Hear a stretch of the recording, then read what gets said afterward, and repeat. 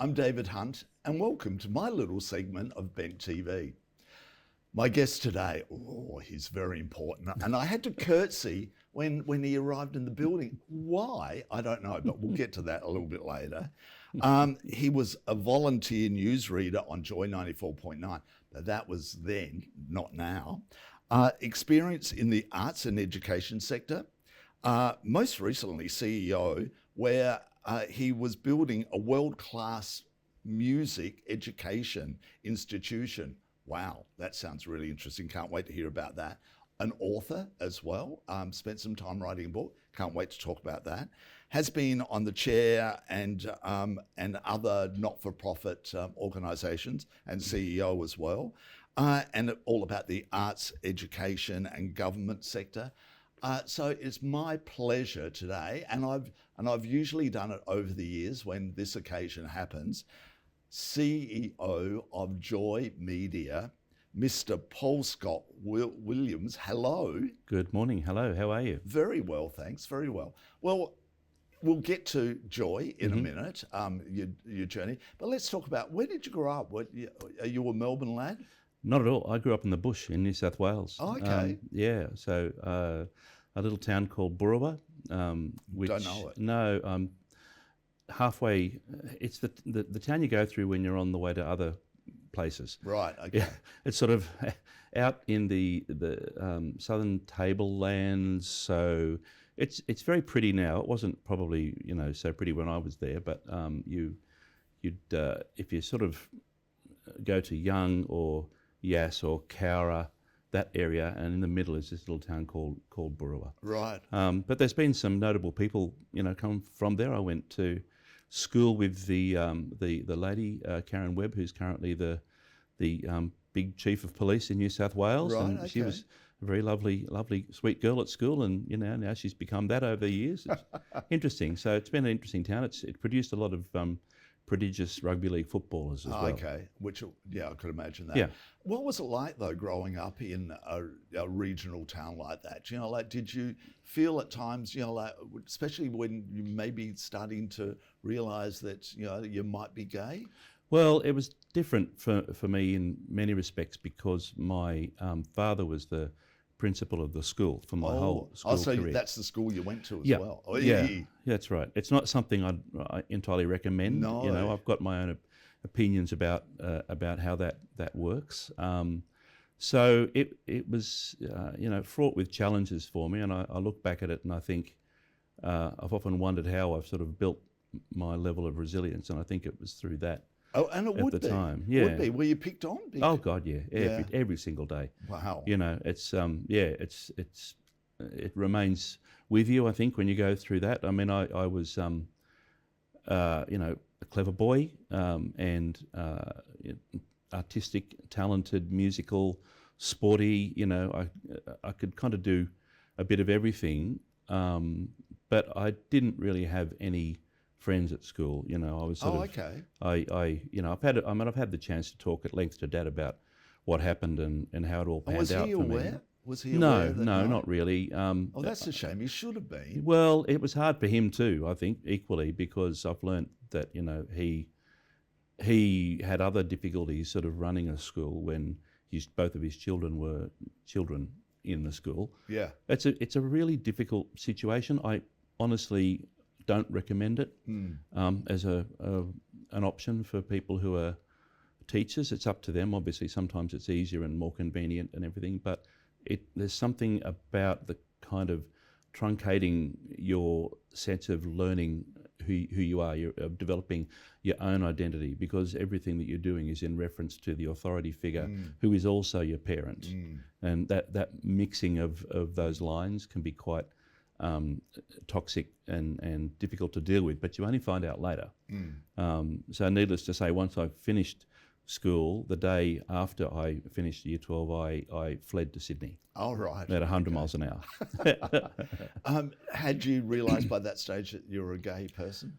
It wasn't that clear cut, I'll be honest with you. It wasn't defined, and it's interesting because looking back in terms of my identity now, I think there were more reasons for that than I certainly realised at the time. And it was back in the dark times of the 1970s and 80s when our community was very much pushed Closeted down and, and all that. And I was saying in another interview recently, it still absolutely blows my mind and fills me with such pride and admiration of the 78ers in Mardi Gras. Like in the middle of that time, Yep.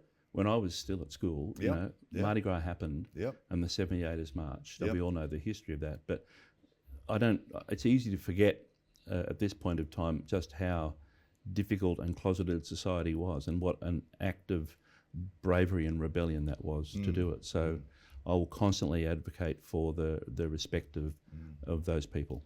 Did you go to university in Sydney? I did. Is that why you went? A good excuse to get out of the town? So funny thing. So I grew up as a musical kid. Started on the drums, learnt piano, and then found out I could sing. And so I earned my first paid musician's gig as, I think, a 10-year-old. Oh wow! In a band, a country rock band that would tour around the state. So when my mates were all playing footy, I was out playing in pubs and clubs around New South Wales. Right. These days, completely illegal and unethical, and I'm not even going to go into some of the things I saw. But Elton John did the same thing. Yeah, he a little played bit of that. in bands. Yeah. In pubs. Yeah. So it was an interesting and different kind of upbringing. I still played footy and tried to fit in as best I could, but I was off gigging as a muso, and eventually ended up, being the lead singer in the band, singing country rock. And what happened at the end of Year 12, these people came around New South Wales asking kids to audition for this production, this statewide production that was going to happen in Sydney. And something just in the back of my mind, it was one of these, what I've come to call my red flag moments, where I thought, for no reason whatsoever, I must do that. And so I went and auditioned, and it was to do a Gilbert and Sullivan production, but a statewide one. And my dad said to me, you can't sing like that. And I thought, you just watch me. So I did, and I got in. I got one of the lead roles. Brilliant. And that started rehearsing the day after I finished school. Right. So I actually had to move to go to Sydney and be in a show.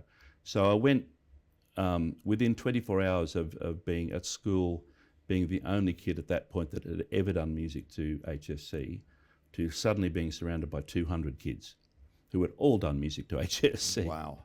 So I was going to be go and study English and history at Uni of New South Wales, but I met some of the people who have become some of the most amazing and renowned musicians in this country through that production, weirdly. And one of them grabbed me by the neck, dragged me down to the Sydney Conservatorium, into this room with this enormous lady with a bouffant hair who happened to be the head of vocal studies, and said, "Sing." Yeah. And I sang at her, and she offered me a full-time position at the con. Wow. Doing a bachelor degree. Fantastic. So I ended up at the con. Yeah.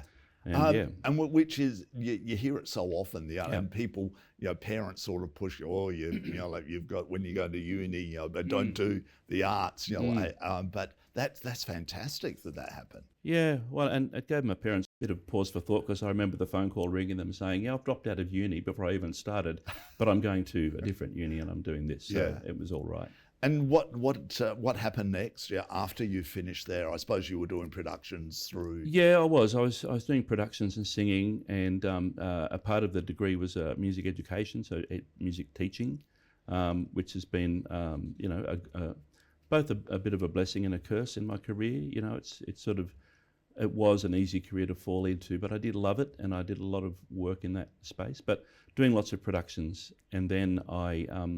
At the end of my degree, I wanted to go and do masters in performance, operatically in London. So I got a scholarship, full scholarship to go to London, and I enrolled at the Guildhall School of Music and Drama.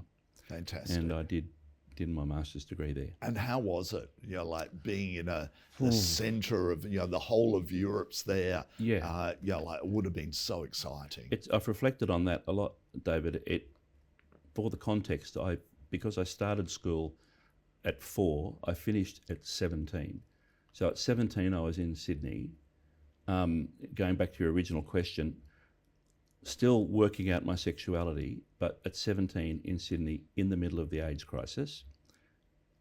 And then by 21, I was living independently in London. From a country boy who, sort of had a pretty rough start and knew nothing, and 17 to 21. And I look back at now and I think, how on earth? And you just do, you just do it. You fall This is into what it. life dealt me, and I ended up following that track and living in London for almost a decade. Wow. Oh, okay. Yeah. And what were you doing there?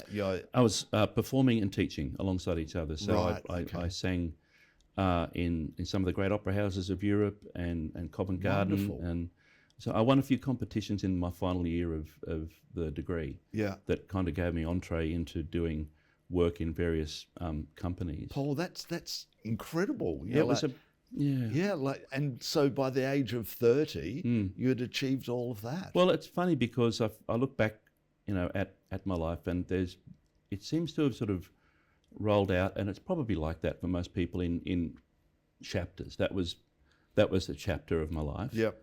That I lived through, and by the time I got to 30 and came back to Australia, it was all pretty chaotic. I came back, I did one national tour, and I moved to Melbourne, and just did some work around the place. But honestly, I was sick of being in and out of work. It's a tricky career. Yeah, tough game. And at 30, as most young men do, they were starting to feel the pull of the need to sort of set some roots and start to save some money and get a car and all that. I mean, the glamour's lovely, but it doesn't actually pay the bills. No.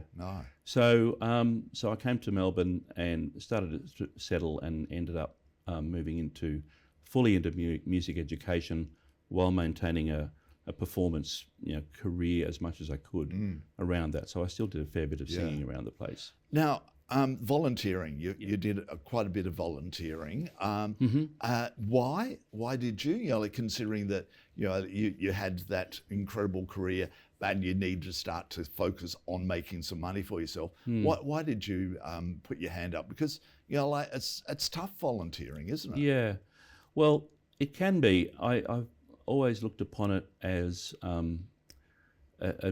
bit of it sounds pompous, but a duty as a part of your sort of what you give back. Yep, I agree. You can take a lot out of the world, and I felt that I've always felt like I've been given so many different opportunities, including the one that I'm currently performing.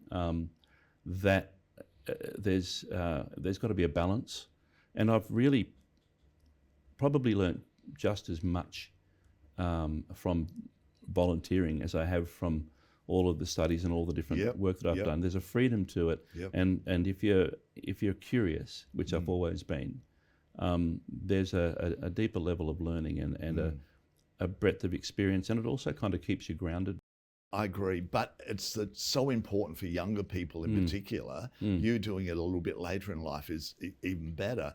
But younger people, if you've got a dream of somewhere you want to be, volunteering along the way, okay, it's hard. You've got a social life, you've got studies and a part-time job or whatever, but that key of volunteering can really penetrate, and people will look at it on your resume, won't they? Well, they will, and like I say, you constantly learn all the way through your life. Like, if you're not conscious of what you're learning, then I don't see that how you're really sort of connected to your life. I struggle to understand how people sort of are a bit oblivious to that. Yep. Well, you're supposed to learn something new every day. Well, aren't you? exactly. But you have to be in that sort of mindful space that I've learnt more and more about over the decades of being present, and actually think, okay, what am I doing? Who am I speaking to? This moment now, working with you and talking to you, is enjoyable and a conscious decision, but I don't take it for granted. So you went back into like you're volunteering here in Melbourne and at Joy as well. Yep. And at then the very beginning. At the very beginning, and then you head off into a regional area again, and I mentioned it where this the music and education. Tell us about that. So how that came about was interesting, because I was in sort of a midpoint change of chapter where I'd gone back to uni and completed a master's in counselling and psychotherapy, because I'd always been intrigued with it, and I just had the opportunity to kind of step out, take a bit of an airlock time, and I wasn't the kind of person that was going to sit and grumble. I enrolled and did this degree at Monash, and I loved it. In the middle of that degree, this role was advertised in New South Wales, not a million miles from where I grew up, as the CEO of a Conservatorium of Music. Very briefly, in New South Wales, I think they are unique in Australia, where they have an incredibly effective system of regional conservatoriums. Oh, well, I didn't realise. Right across the state. Okay. Fantastic Wow. resource for regional kids for delivering not just music education, but arts enrichment programs, cultural enrichment to communities right across the state. It's an incredibly powerful thing, and frankly, I don't understand why it isn't national. But this opportunity to step into this conservatorium and lead it, for some reason, red flag. I thought, I've got to apply. I feel like this is something I could do. And I remembered the little boy trying to be a musician in Burrawa, with, being driven 40 miles to my piano lesson and 50 miles to my music theory lesson. God, what a drainer. And there was nothing like that around. And again, being the only kid to ever do music to HSC at that time. And so I kind of felt that mission to give it a shot. So I applied, and by that stage I'd been either head of music or head of performing arts at a number of the big private schools in Melbourne. So I had a bit of background in that kind of thing, but I hadn't ever been a CEO. And so I went up, interviewed, got the job, and basically moved my life with my then partner up to New South Wales and started. How did it go, being the boss per se, compared to just being one of many people, even though you'd been volunteering along the way in, on boards and whatever? How challenging was it? Well, I ended up being there in the role for 11 years. Wow. I thought I'd maybe do 4, but I ended up doing it for 11. It was everything that you could pile into an 11-year period of time. It was thrilling, it was incredibly difficult, it was enriching, it was devastating at times. It was so hard, so wonderful. It's hard to quantify. I can talk about sections that I learnt, and I really did learn so much from the experience, from colleagues, and even from the communities that I was dealing with. We had our region. It's not like the Sydney Conservatorium, where it's very contained and people go to it. It's actually the reverse of that with the regional con. You go out into your community. So our region covered 200 square kilometres. Okay. All the way up to the Southern Highlands, all the way down to the Southern Tablelands, all the way around the ACT.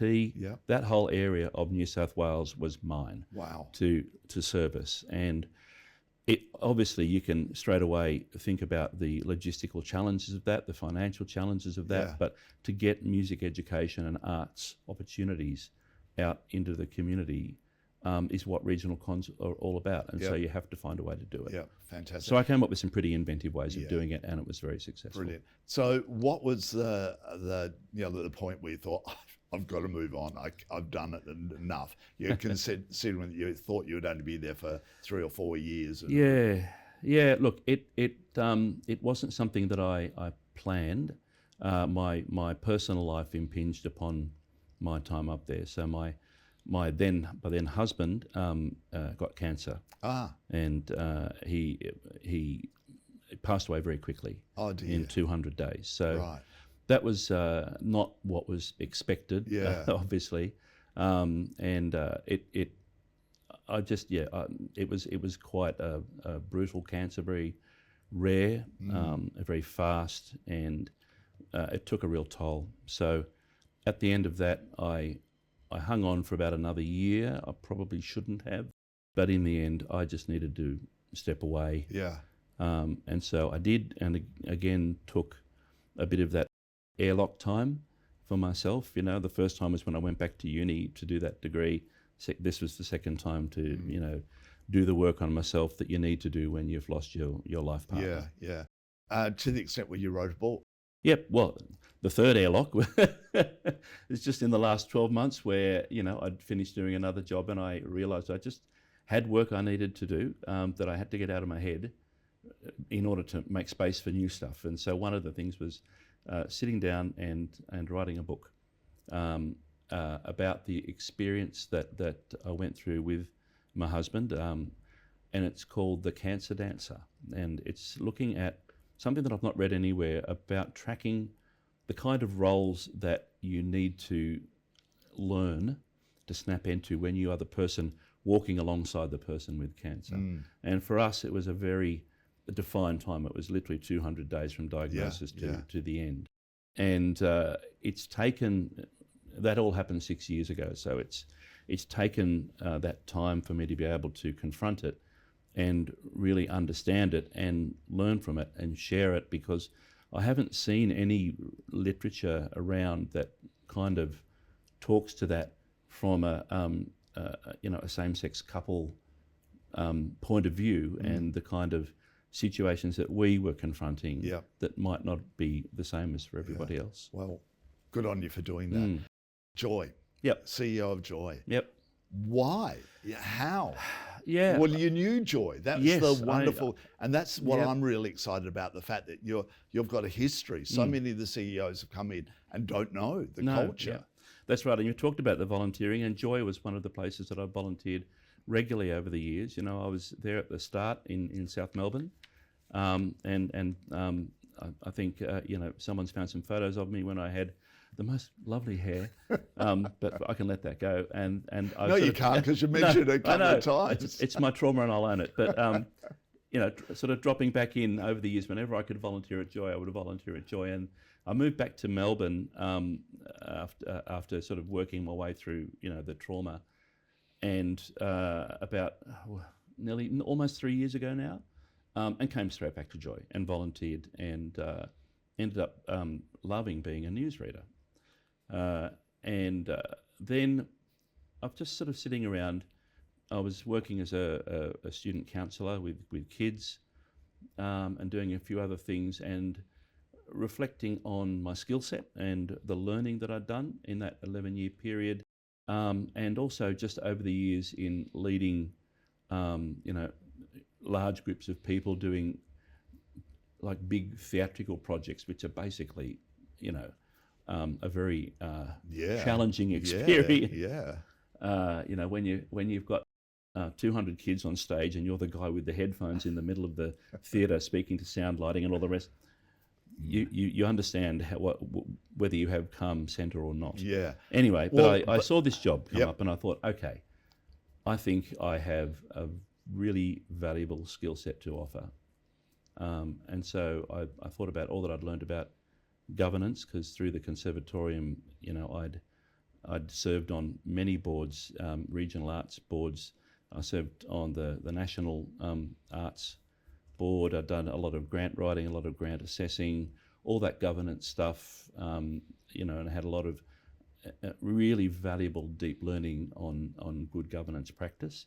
And it doesn't sound very sexy, but it's super important. Oh yeah, that you've got that underpinning. And in the regional conservatorium, also when you're a CEO, you pretty much have to be across everything. So, I'd done sort of financial spreadsheets, global planning 3-tiered performance programs, community interaction, yada yada yada. I'd got to that point, and I thought I just want to put all of that into a new frame and say, this is what I bring to the table, and I think I can help. And so I made my application, and it was to their credit, a very strenuous process to go through, and I really respected that. And I was very thrilled and fortunate to be appointed at the end of it all. And you came probably the worst time ever. Literally a couple of weeks out was Radiothon. Who does that? Who Honestly. does that? I would have waited Yeah. until about now, but Yeah. obviously we needed Yeah. a Joy, somebody to steer the ship Yeah. at that moment, because we'd been without a CEO for a few months, although Con was doing a wonderful job filling Con did in. a great job. So here you are. So what's it been like? Yeah, Radiothon is a beast unto itself. You know, For those that don't know, yeah. just tell people, what is Radiothon? Okay, so Radiothon is the annual fundraising week. Yep.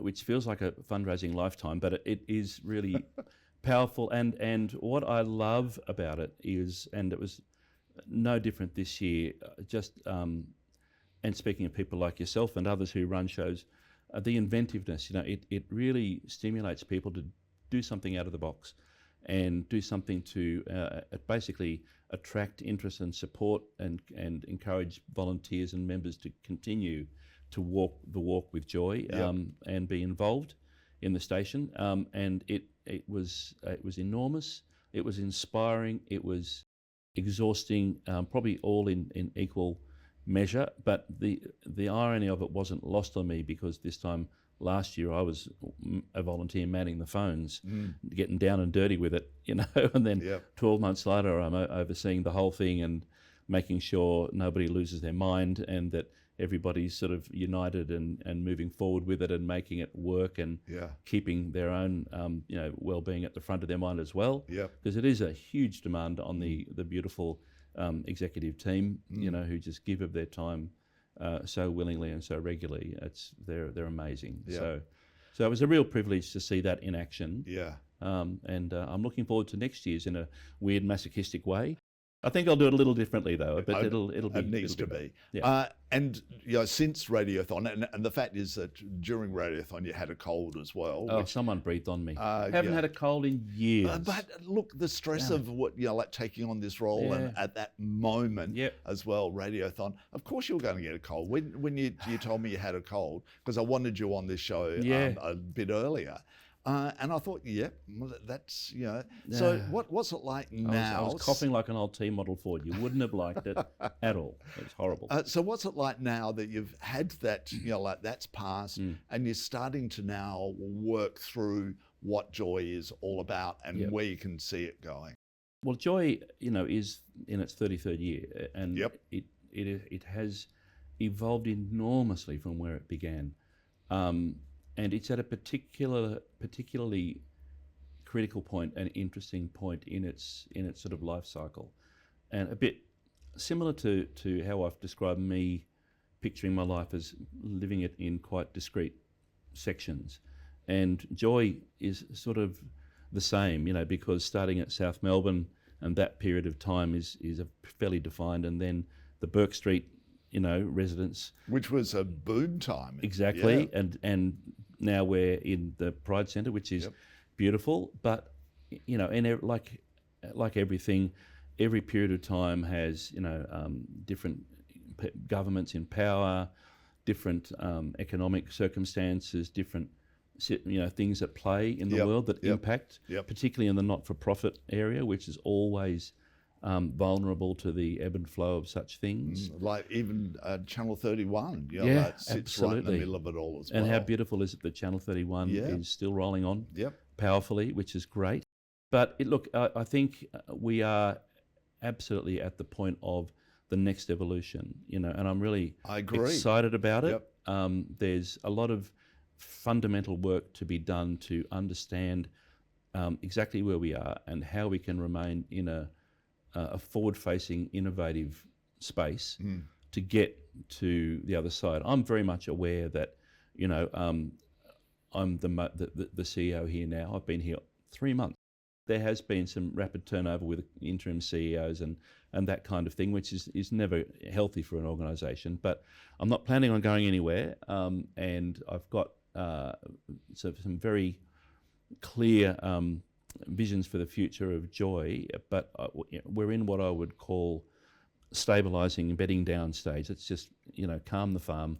Everybody's done a heroic job to keep us moving. And so we're looking to get this stage done, and then going forward, there's so many opportunities, and I'm super excited. I'm really excited about this journey that we're all going on with you at the head of the ship. Well, thank you, David. Look, and honestly, I really respect yourself and all of the presenters. Like I said, in Radiothon, it was just a hint of the kind of innovation and energy that goes on in the place. I mean, it is incredible. Every day I'm taken aback by something that somebody's just doing because they came up with this great idea, and it works, and if you remain in that kind of positive mindset, and also sort of being inventive and a bit brave as well, putting yourself on the line, that takes real courage. But I'm hoping that I can bring just a sense of genuine appreciation and support for what everybody, including yourself, is doing. I really do get it, and I appreciate it, and I know that our listeners, the feedback we're getting right through Radiothon and beyond about the variety and the diversity and the depth of what we're doing, and where we seem to be heading is really encouraging. So I'll keep going. Thank you so much for being on the show today, Pleasure. and giving Joy and Channel 31 and Bent TV viewers an insight to a very important role in the LGBTIQ plus community. So thank you. Absolute privilege. Thanks for having me. I'm David Hunt. He is the really important one in this case. It's Paul Scott Williams. I'll be back again next month with another show, but make sure you support Joy 94.9 with this man at the helm. See ya.